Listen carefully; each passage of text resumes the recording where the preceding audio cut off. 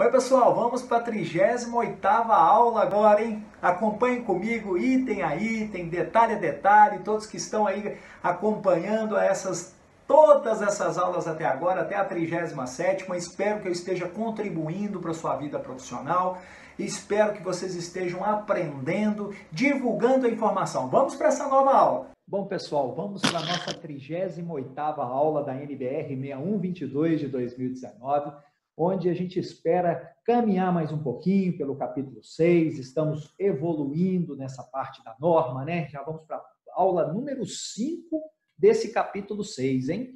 Vamos caminhar mais um pouquinho, é um capítulo muito importante porque trata de fator de segurança global, trata de coeficiente de ponderação, trata de informações muito importantes para a gente utilizar no dia a dia de dimensionamento das nossas fundações.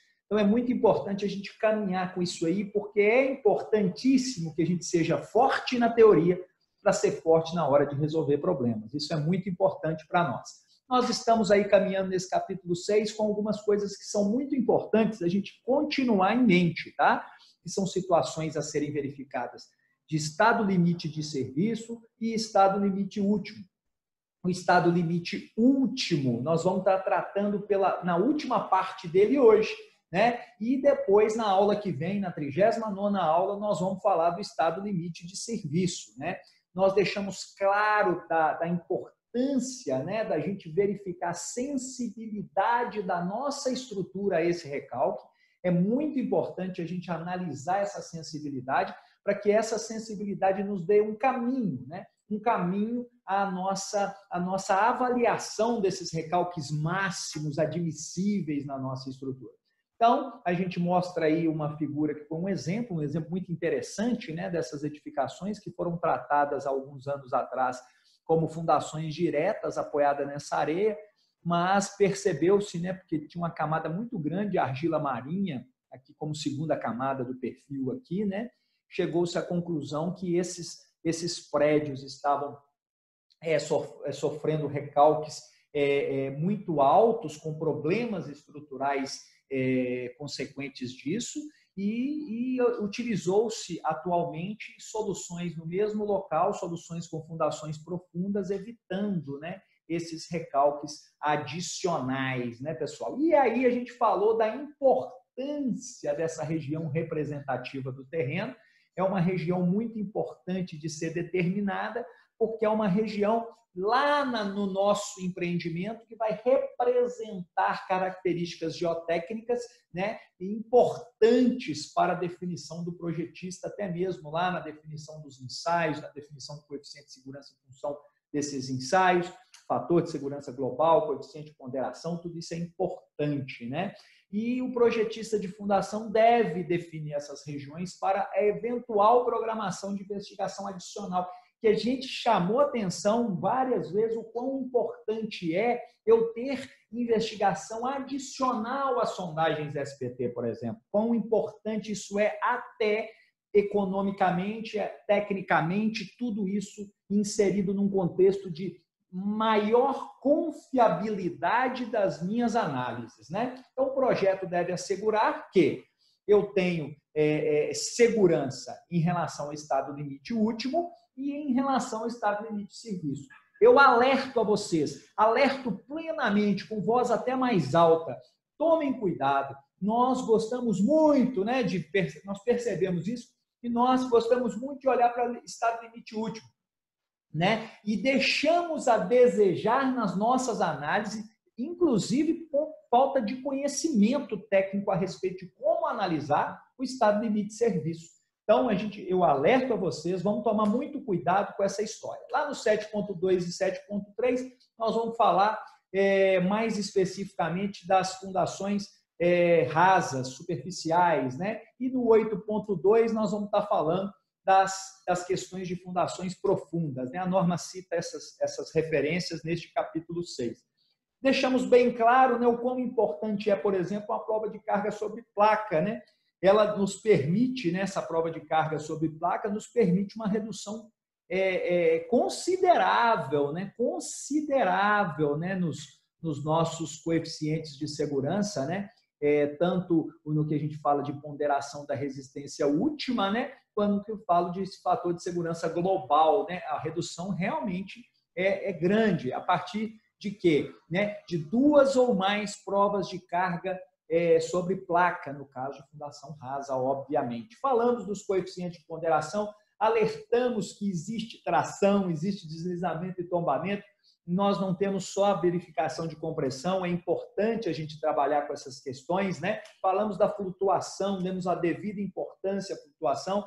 Falamos da segurança de fundações profundas também, a resistência determinada por método semi-empírico, né? Falamos da história dos coeficientes de segurança global, né? A importância de ponderadores, no caso de força resistente de cálculo. Explicamos, né, como que eu calculo essa resistência determinada por método semi-empírico, né? Qual é essa resistência característica em função de uma resistência média e uma resistência mínima, né?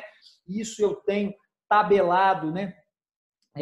Fatores epsilon 1 e epsilon 2, e aqui a gente alertou, né? Na letra Bzinho aqui, foi o que a gente estava falando, os valores de epsilon 1 e epsilon 2 podem ser multiplicados por 0,9 no caso de execução de ensaios complementares à sondagem e à percussão. Quão importante é a gente fazer uma bateria de ensaios mais completa e útil, né, gente? Não adianta só virar para o laboratório, faz aí os ensaios aí, mas o mais importante é a gente saber interpretar os ensaios, saber obter destes ensaios as informações que são realmente importantes para o nosso dia a dia. Isso é fundamental para nós, isso é muito importante para nós, para a gente ter realmente uma avaliação correta desses nossos parâmetros, né, pessoal?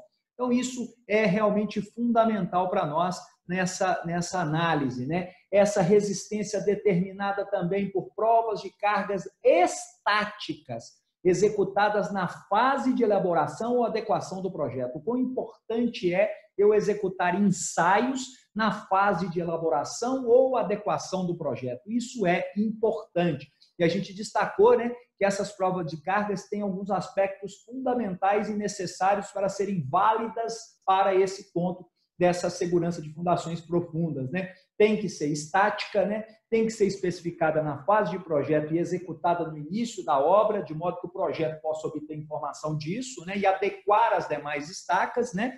A prova de carga seja levada até uma carga de, no mínimo, 2 vezes a carga admissível. Então, é obrigatório que seja levada 2 vezes para ser útil nesse ponto.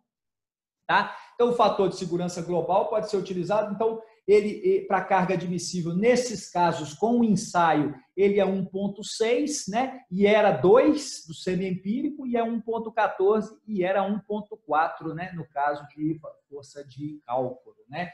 E falamos, né, sobre o epsilon 3 e epsilon 4, que é um paralelo ao epsilon 1 e ao epsilon 2, né?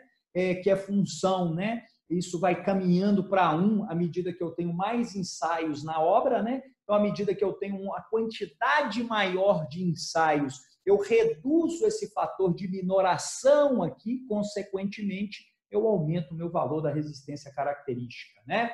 Então, verificação dos estados limites de serviço. Chegou o dia de hoje, a aula de hoje especificamente, nós caminhamos com tudo isso para entrar na verificação de estado limite de serviço, né? E essa verificação dos estados limites de serviço em relação ao solo de fundação ou ao elemento estrutural da fundação. Isso deve atender ao quê? Deve atender ao seguinte aspecto equacional, né? Eu tenho lá um valor característico do efeito das ações, que é o EK, por exemplo, recalque estimado, aquilo que a partir de algum método eu calculo, esse recalque estimado. Então, calculado considerando os parâmetros geotécnicos característicos e ações características. Então, eu tenho uma deformação, eu tenho um recalque que eu vou estimar, calcular, ele tem que ser menor ou igual a um valor limite de serviço, a um valor admissível, um valor do efeito dessas ações. Por exemplo, um recalque aceitável. Quem é esse recalque aceitável? E aí existem várias teorias para a aceitação desse recalque. Mas o fundamental que nós precisamos ter em mente é o que a estrutura suporta como recalque. O que eu estou construindo a fundação para suportar, o que essa fundação suporta como limite aceitável, né? mas nós temos várias teorias que nós vamos até expor algumas, mas tem diversas teorias que nos fazem chegar a esses valores de cálculo dos recalques, né? O valor limite de serviço para um determinado efeito das ações é o valor associado a problemas de desempenho, é o que acabamos de falar, tais como trincas inaceitáveis, vibrações ou comprometimento à funcionalidade plena da obra. Então, se eu tenho alguma função sendo comprometida na minha estrutura, eu tenho um recalque inadmissível, né? Então, isso eu não posso aceitar. Por exemplo, né, gente, o caso de Bullen, né, tal, 1977, né? Ele fala para nós de recalques máximos aqui de 25 milímetros a 45 milímetros entre areia e argila, né? Se eu estou falando recalque diferencial, né? Recalque máximo 40 a 65 para sapato isolado e até de 65 até 100 milímetros no caso de radier. Gente, isso é claro, né, gente? O que mais afeta para a gente é o diferencial e o distorcional, que é o mais perigoso ainda. Então, isso aqui são valores representativos, valores de referência. Nós temos que tomar muito cuidado com essa história. Ah, fulano falou que o máximo é esse, eu cheguei em tanto. Não, eu preciso analisar, eu preciso ter metodologias de verificação de recalque. Nós vamos falar disso mais para frente, né, de verificação de desempenho. Tem as distorções admissíveis, gente. Quem são essas distorções admissíveis? São teorias nas quais a gente, em função da funcionabilidade que eu procuro na minha obra, eu tenho parâmetros de referência, né? Por exemplo, né, aqui você vê 1 para 750, né? 1 para 750 aqui, entre 1.700 e 1.800. Limite a partir do qual é de se recear dificuldades com máquina sensível ao recalque. Eu tenho que limitar isso, é uma referência, né? Limite de perigo para pórticos com diagonais, 1 sobre 600, né? Se eu for aqui, por exemplo, 1 sobre 300, limite a partir do qual é de se esperar uma primeira fissura nos painéis, limite a partir do qual é de se esperar dificuldades com pontes rolantes, né? Aqui, ó, 1 sobre 150. O que ele fala para nós? Considerável fissuração em paredes de painel e de tijolos. Então, são referências importantes para a gente tomar como parâmetro para a nossa análise do estado limite de serviço. Mas tem outras teorias diversas, né? Aqui nós estamos colocando o Bijarran, que é a linha contínua, e a linha pontilhada é Vargas e Silva, por exemplo. Outras informações, né? Limite de perigo para portos com contraventamentos, 1 sobre 600, né? Aí você vê aqui, por exemplo, né? Entre 1.300 e 1.400, né? Edifícios largos, B, maior do que 15 metros, edifícios estreitos, uma ou com fissuras, fissuração na alvenaria, né? Nós temos informações que podem ser realmente muito bem utilizadas por nós aqui como referência. E essas referências são importantes até eu aprender uma nova referência, em função da minha experiência, em função daquilo que eu entendo como um limite que deva ser mais conservador que estas referências ou menos conservador. Isso vai realmente depender da nossa experiência e daquilo que buscamos como aceitável ou não aceitável, né? E isso é importante demais a gente ter isso em mente, porque isso é que define para nós o que é aceitável ou inaceitável. Eu vou calcular, vou estimar um valor de recalque, é uma estimativa, isso também é importante, porque é uma grandeza complicada da gente estimar. Estou dando um exemplo aqui no caso de fundações diretas, ela é a soma de 3 parcelas, né? O recalque total é um recalque imediato, inicial, que acontece exatamente naquele momento onde eu estou carregando a minha fundação. Eu tenho um recalque por adensamento, que é no tempo, e um recalque por compressão secundária. Evidentemente, isso depende muito do tipo de solo também, né, gente? Porque, por exemplo, né, e é importante a gente destacar, areias, siltes e argilas não saturadas, esse recalque total é muito perto do inicial, né? Argilas saturadas, por exemplo, você vê que essa parcela de adensamento mais recalque imediato já representa o total, né? Agora, argila muito mole e marinha, nós temos as 3 parcelas atuando como total. Então, isso depende muito dos parâmetros que a gente está analisando, né? Limites de serviço a serem considerados, isso é importante. A norma mostra para nós quais são esses limites de serviço a serem considerados por nós. Então, a gente tem um caminho das pedras. nós temos um caminho indicado pela normativa, então nós precisamos nos alertar para isso. Eu preciso olhar a norma e pensar o que seriam recalques excessivos que devem ser considerados, né? Eu preciso ter isso em mente. O que é excessivo para aquele determinada estrutura minha? É um pavimento? 10 pavimentos? 50 pavimentos? É uma ponte? É uma estrutura de um piso que não pode recalcar por algum motivo de funcionamento de algum equipamento? Eu preciso entender. Levantamentos excessivos decorrentes, por exemplo, da expansão do solo ou por outras causas. Lembra que a gente já alertou várias vezes, já em 2 pontos dessa norma que a gente vem estudando, sobre os solos expansivos. Eu preciso saber se o meu solo é expansivo ou não, porque ele pode me acarretar problemas seríssimos, ou vai acarretar problemas seríssimos, principalmente se eu não souber que ele é expansivo, né? Se eu não souber aonde eu estou pisando, onde eu estou construindo, né? Vibrações inaceitáveis, dependendo do porte e da funcionalidade da minha estrutura, do meu empreendimento, eu tenho vibrações que são inaceitáveis, né? Então, isso eu preciso entender essa história de forma eficiente. Fatores a serem considerados: a definição dos valores limites para deslocamentos e deformações devem considerar a confiabilidade com a qual os valores de deslocamentos aceitáveis podem ser estabelecidos. Isso é importante. Então, eu determinar o quão aceitável é, eu preciso ter segurança naquilo que eu estou falando. Ou, pelo menos, eu tenho uma probabilidade de falha pequena naquilo. Então, eu preciso analisar isso, né? Velocidade do recalque e movimento do terreno da fundação. Beleza, recalque total 50 milímetros. Isso vai acontecer em 3 meses, em 3 anos ou 30 anos? Eu preciso entender isso numa linha do tempo, né? Para entender essa velocidade dos recalques. Tipo de estrutura, material de construção, isso também é importante. Função da escolha do tipo de estrutura, umas são mais sensíveis do que as outras a determinada quantidade de recalque.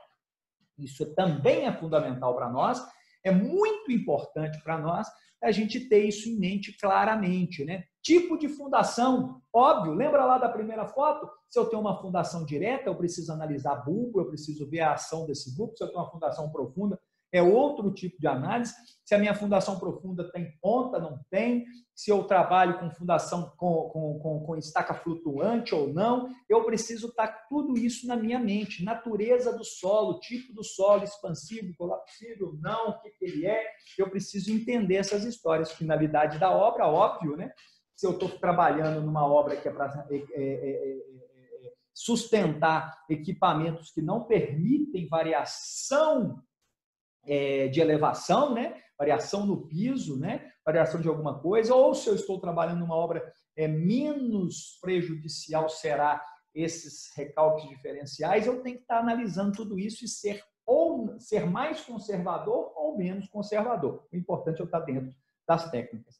Influência nas estruturas utilidades e edificações vizinhas. É o que a gente sempre fala, né? Vamos olhar o contexto global. Eu posso estar construindo uma fundação que, para mim, está tudo ok no contexto local, mas eu posso estar provocando problemas nas estruturas vizinhas. Eu preciso olhar para as estruturas vizinhas.